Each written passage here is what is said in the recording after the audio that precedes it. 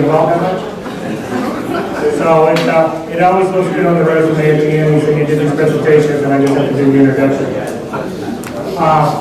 For those who don't know Nick Hannon is our sports performance specialist here at the ICRC and for USBC coaching. He is also, how many letters do you have after your name now? 29? 27 letters with dots after him after his name, and he's actually working on his master's now for biomechanics. Correct. So you're working on one project you're working on right now? I am working on my thesis right now, which we'll discuss at the end of this presentation. So he knows a little things about biomechanics anyway. So what we want to do is, it's been used out there a lot. The name has almost became a catchphrase with coaches later. It's easy to say biomechanics. But what really is biomechanics? So we're going to turn it over to the man who knows, Nick Hannon.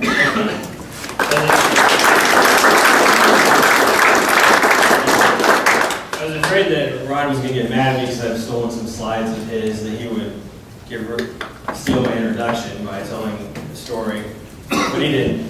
So for the last 2 years, I've been going back to school, studying biomechanics, and Brian O'Keefe would tell you that my favorite part of going back to school is telling people where I'm going to school, and that is Texas Women's University. I'm going to a women's college for school, but I'm not the only male going there. There's a lot of guys. And Bill Ballard is very happy that I'm going to school there. That's where he wants to go. But I've been going there for the past 2 years. I'm finishing up. I'm in my last class and I'm working on my thesis, and I've learned quite a bit. Sometimes it doesn't feel like I've learned anything. But I've been studying under Dr. Kwon, who is from Korea. And although their culture is very similar to the bowling team, it comes across. I haven't been physically abused, but I have been mentally abused several times. And the staff at the training center can definitely say that that is a true statement, and that I've been very frustrated at work a lot of times because of having to go to school and deal with them. But overall, it's been very good, and it's definitely maybe a lot smarter, hopefully. Hopefully I can get that across to you. So one of the main things that I have learned about biomechanics is definitely what is not biomechanics. And that's what the main point at the beginning of this presentation that I want to get across to you all is what has been confused as biomechanics. Because I took biomechanics as a class in undergrad at Wichita State, and I thought that was what biomechanics was. But I quickly learned that that is not true. So a lot of times people will throw out terms like muscles, like semitendinosus, latissimus dorsi, stuff like that, muscle names. I think that's biomechanics, but that's just anatomy. And there will be terms like flexion, extension, supination, pronation, but that's just anatomical terms of motion. It's not really biomechanics either. There's a lot more to it. And there's other areas that people use the term biomechanics for, but they're not really looking at the true aspect of biomechanics. They're just looking at the physical game. It's saying that this is mechanics, but there's no real basis behind their statements. And that's what biomechanics is doing, is getting into the background behind the movement. So that leads us to the question of what is biomechanics? Biomechanics is going to be the combination of mechanics. So we have physics and statics and all the forces that involve movement, and then you have the actual human motion. So when you're using mechanics to describe human motion, that is what biomechanics truly is. And if you're using human motion to describe the mechanics, that is mechanical kinesiology. And then when we get into flexion, extension, and talking about the muscles, that's actually using the combination of anatomy, that is the anatomical kinesiology. So there is a big difference between that. And a lot of times it gets all muddied and combined, but there is a distinct difference in those areas. So biomechanics is a combination of kinematics and kinetics, without this, you really don't have biomechanics. So what are these? We'll start out with kinematics. Kinematics is usually going to be the easier of the two to understand. It is a description and the effects of the motion. So how do we get this? We get it first from position data. This is what we were talking about yesterday in the demonstration of obtaining information from a boulder using the motion analysis system. All we're really doing is gathering position data.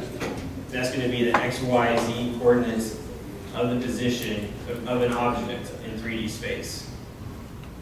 So for example, in the ITRC, we have the X, Y, Z coordinates right here. So this is our origin. So right here where these three axes meet is 0, 0, 0. And we find out where objects are relative to this space, or to that point. The great thing about biomechanics is we can actually create segments of the body, and each segment is going to have its own origin as well. So that way we can describe something relative to something else. So that way we can describe how fast the wrist is moving relative to the shoulder, not just how fast it's moving in 3D space. So that's how we're really going to describe how the body is moving, is having segments, and then each segment having its own point of origin, which is usually going to be the center of mass of that segment. And then we refer to how fast an object is moving about that point. From velocity data, we're able to get velocity. So velocity is change in position over time. So we take the position of a point at one time, we move it forward, and we find that point, and we find how much it moved in that time, in a certain amount of time. And from there, we're able to get velocity. So, for example, if we have a point right here, and we want to know how fast it is, we have to look back in time, and we have to look in the future. So basically what we do is we find out where this point is and where this point is, and we know how much time elapses between the two, and then we can find how fast it's moving right here, which kind of looks like a smiley face. So, for example, with the motion capture system we have in the training center, it is collecting at 200 frames per second. So that means that each of these, from here to here, is 0.01 seconds. So from there, we're able to find out how fast something is moving. And if we use the same process, we can find acceleration. So instead of these being points in space, this is velocity and velocity in order to find the acceleration here. If we use the same concept, it's just using derivatives, which is simple calculus, but sometimes it doesn't seem so simple. Simple. When I first started the program, my professor looked at me, he knew that I had an athletic training background. He's like, "You're an athletic trainer, you'll be good in biomechanics because I'll understand how the body moves." But he also looked at me being an American and said, "You won't be good because you're not good at math." And Gordon can contest to this because being a student at Wichita State, I struggled with math, and we had to have a sit down once where my grades were not really good. So he has a history of knowing what my background is. So that gets us to kinetics. So kinetics is an explanation and cause of the motion.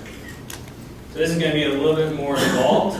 It includes forces. So force is mass times acceleration.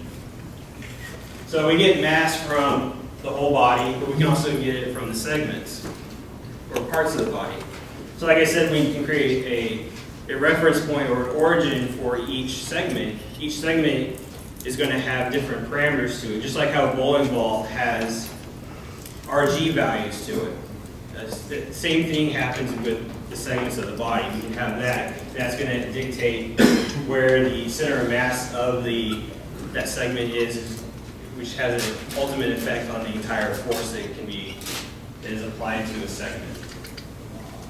Now, a lot of times, coaches will talk about how much force is acting on a specific joint, particularly like the wrist at the release point. But this is really an unknown force, an unknown variable, because in order to really understand that, we have to know how much force is involved in the entire picture. And that includes ground reaction forces, which we'll talk about later, which the only true way to get ground reaction forces is using a force plate. And we'll discuss a little bit of the challenges of obtaining this information later. We also can get information about momentum. So momentum is mass times velocity. And then we can talk about torque. So torque is going to be force applied at a particular location that causes rotation. So the force is going to be applied a specific distance away from the axis of rotation. That's what R is the distance away from the axis the force is being applied. And the force is going to be applied perpendicular to the actual direction of the torque, or the direction of the torque, which can be shown here. So the torque force is going vertically, then we have the distance away from that axis, which is R, and then the force is being applied in a direction perpendicular to this direction. And just like that, we can get angular momentum, which is using the same concept, but instead of acceleration with the force, we're using velocity. So instead of acceleration being right here, we have velocity. So it's the same concept, just different variable.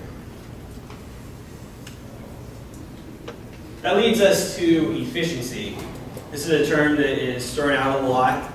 Biomechanical efficiency, being more economic in our movements. But what really is efficiency? It's a ratio of output to input. So how much effort are you inputting into a movement to how much effort is coming out of it, or how much force, for example, is in your output.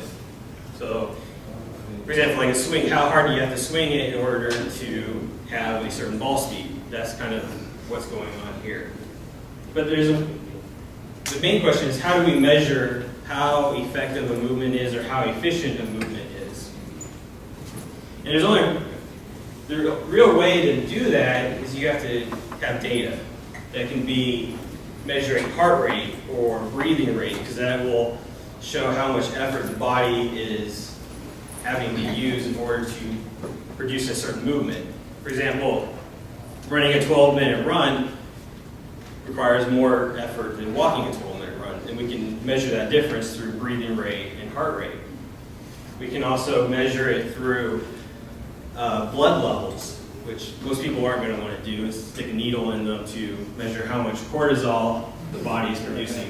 Cortisol is a good indicator of stress. Cortisol is a hormone that breaks down muscle tissue. That's why a lot of athletes turn to testosterone, because it actually is a hormone that prevents cortisol from breaking down muscles. It kind of counteracts the effects of cortisol. That's why they use it so much to help with the rebuilding process and recovery. But we can also measure it using biomechanical data, so making sure that things are less variable, so things are more repeatable and more consistent can be a good measurement of how effective or efficient a movement is. So how is biomechanical data collected?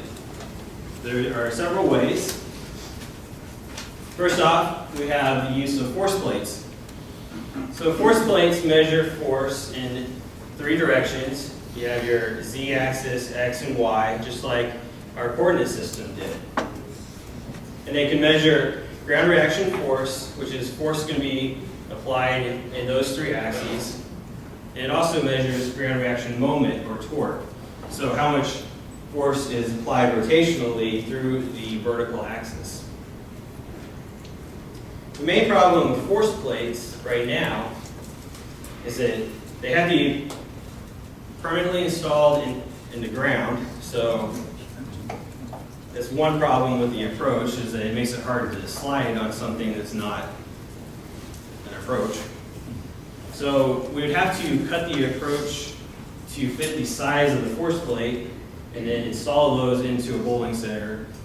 But it would have to be someplace that's an actual training center that isn't ever going to hold any competitions, because there's going to be some texture differences in the slide where multiple panels are connected very minutely together, but still far enough away to allow the movement of the actual plate.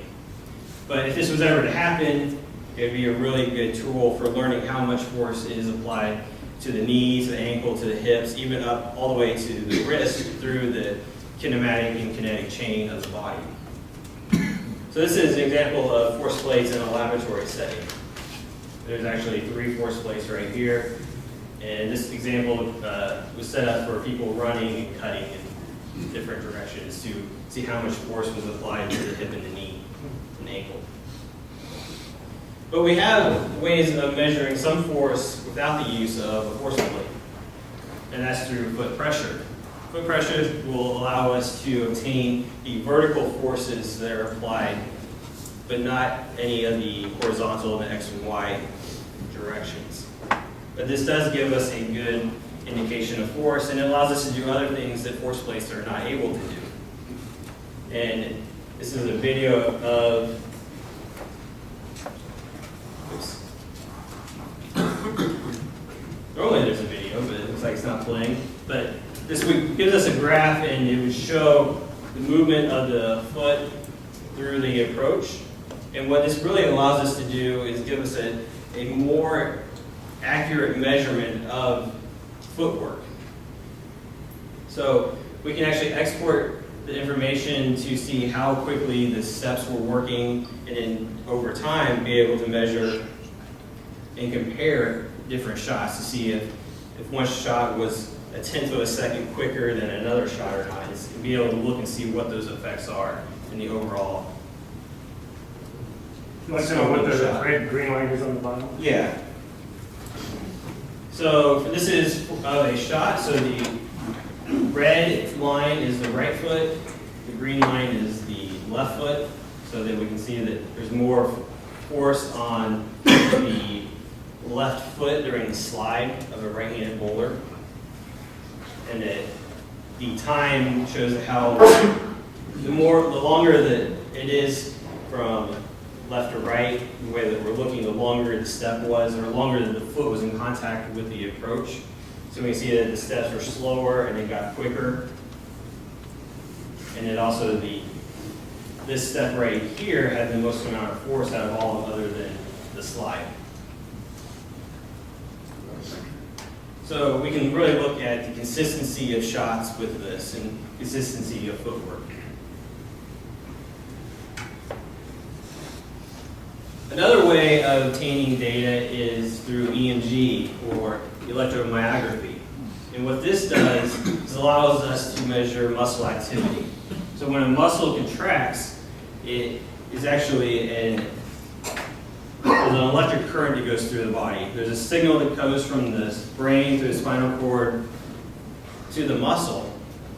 And what these do is they actually measure the electricity that is being conducted through the muscle.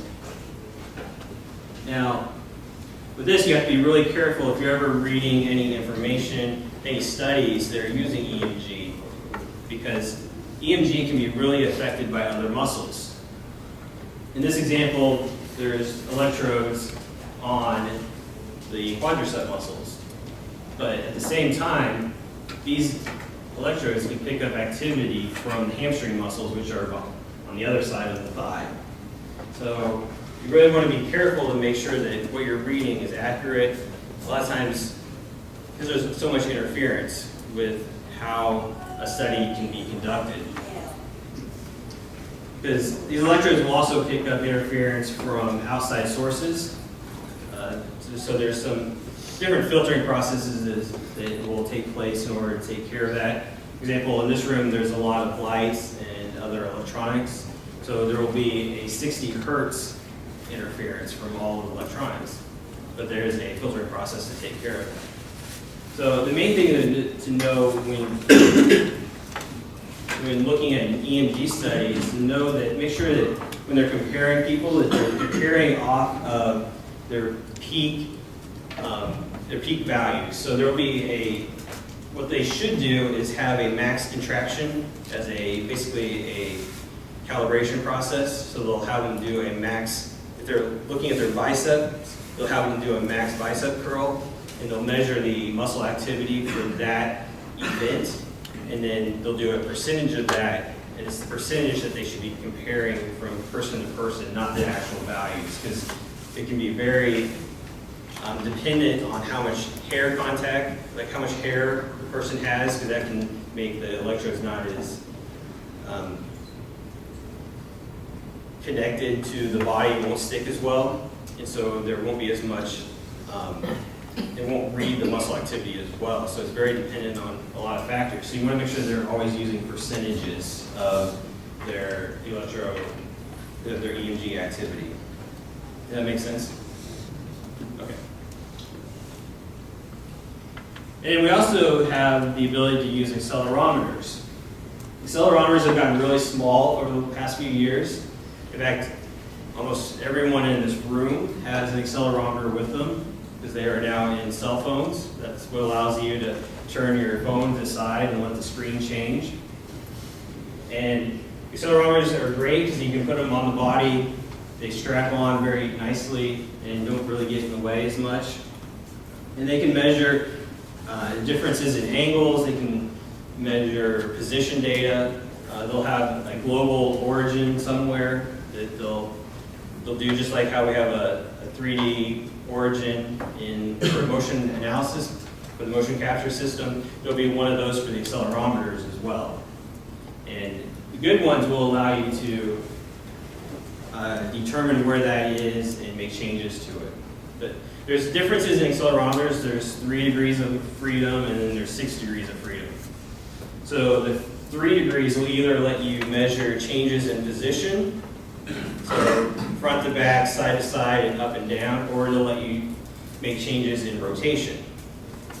But the 6 degree will let you do both. So the 6 degree ones are a lot better, but they're also more expensive. And so an example of accelerometers were the K-Vest that was demonstrated last night. That's one that we're using, and that's a 6 degree freedom. Can I say one thing about the K-Vest? Somebody last night, I know over Group A, we were doing it, that it wouldn't run. And it's the first time we've seen that. So we did some troubleshooting last night. And I think Nick just hit it here, is that these things go on frequencies like you have accelerometers in your phone. So when we go in there at lunch, I want to run the experiment again, because I kind of working when there was no one in there. I want to find out if there's that many bodies with cell phones in there that's causing the interference on it, because it drives a coach nuts when something doesn't work and try to figure out why it doesn't work. Like you say, you have accelerometers in the phone, so we might have been getting that type of cause of the issue. So hopefully it works while you're in there and it's cleaned up. If it doesn't work, we isolate the problem.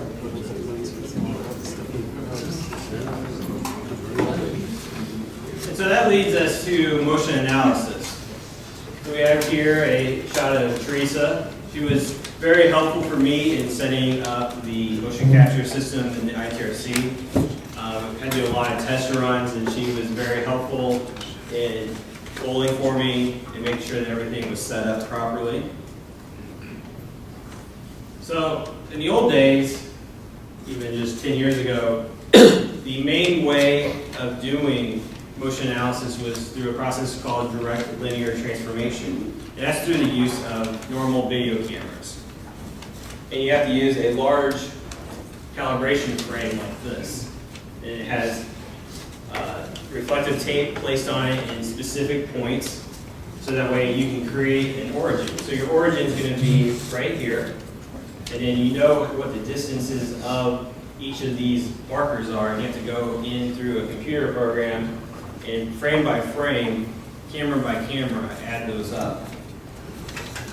So basically, you have to have a minimum of 2 cameras in order to find an object in 3D space. The more cameras you have, the more accurate the data will be. So when you're reading biomechanical research, you want to make sure you understand how many cameras they're using. Because there's a lot of polling studies out there that only use 1 camera. And so you're not able to get 3D information off of that. It's only going to be 2D. But they'll make 3D claims. So that's very important. So for this example of how to do direct linear transformation, you have to go in frame by frame and find out where that mark is in this camera view, where it is in this camera view, and where it is in this camera view. So it's very time consuming. And for this reason, a lot of studies only use 1 or 2 shots for any particular sport, just because it would take hours and hours to clean up 1 shot. So they're very limited in the amount of information that they were able to get. So there are not really any studies on the variability or repeatability of biomechanics from back in the day. Just because it would take so much time to process 1 shot, that they wouldn't do 4 or 5 or even 10 shots per person to find out how consistent they were in that for that trial or condition. So that's what's great about the motion analysis system, is that this is going to be a more automated system, and it cuts the processing time by half, even more. And instead of using video cameras, we're using optical cameras to just see reflections of light. And you don't have to go in and pinpoint or digitize frame by frame. It's doing it automatically. And so these are the pictures of the optical cameras that we have in the training center. We have this kind right here. This was the original type that USB-C purchased while they were up in Wisconsin. And the smaller one we just purchased this year to add a little bit more clarity to the release area and also to the push away. I found out that right in this area right here, the markers were getting blocked by the bowling ball. And so we added 2 cameras up front and low to help facilitate those markers being seen and being able to pick up. Because this is a very important part of the approach, and I didn't want the system to be making up data for that area, for that part of the approach. So we wanted it to be more accurate. And so we use retroreflective markers. So this is what the marker looks like under normal conditions.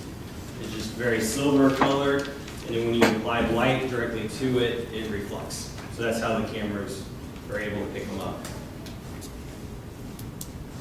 So this is a laboratory setting of a biomechanics lab. This is actually the lab at school. This is from last year.